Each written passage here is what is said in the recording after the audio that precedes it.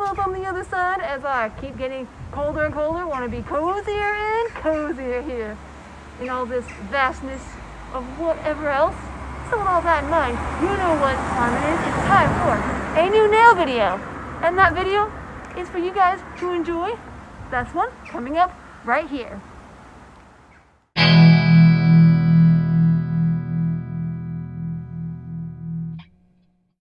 Here I go with the white that I'm going to use as the base color for my nails. As well, of course, I put a top coat on, but there we go. And I'm putting it on. I'm going to need about 2 coats for it to get it so the lines don't get too annoying for me and all that. Because you can see, like, you can kind of see through it. If I left it like that, it would not look good. So I need at least 1 more coat than the one I'm putting on. But I'm trying to get all the places I can before it fully dries. If you can't get it fully, then just try it in the second coat. So here I am putting on the second coat of the fingers here to get it nice and white so it doesn't have the lines in it. Like most polishes, I don't know what it is, but white is the hardest one to get right. Some do, some don't. And here is a yellow I'm going to use to put on the color as you saw with the ones. And what I'm going to do is I'm using this peely off tape on my nails because it's going to make a mess. So here I am putting it on. And yes, I did not put 2 coats on the fingers on the outside, my pinky and my pointer finger, because I'm going to put a color on top of it that will cover that up anyway. So I left it kind of thin so it could just be the base color. I'm putting this on like this because I'm going to mix some colors.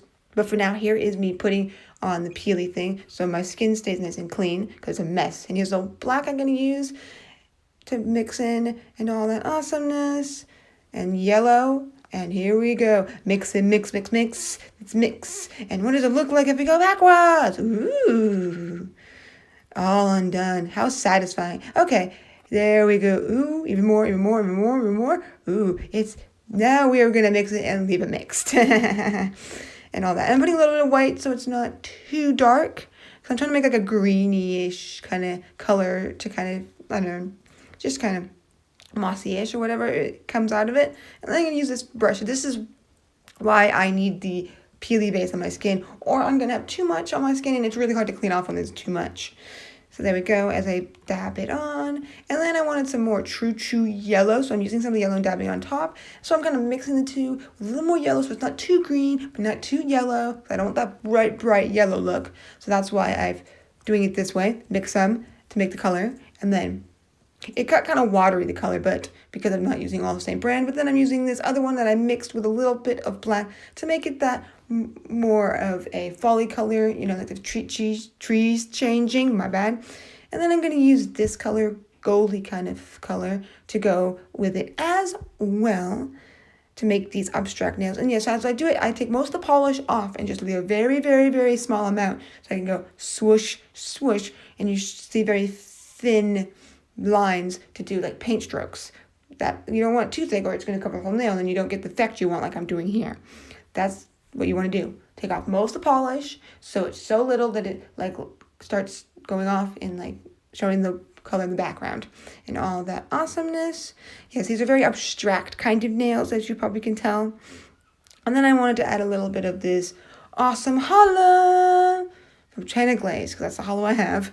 And I like it. You know me, my hello, just like Simply Analytical. Yeah. Yes, that's right. So as I put that on, here, there's just kind of swishing it on, showing all those paint strokes and all that thing to the abstract of it all. With hollow and everything.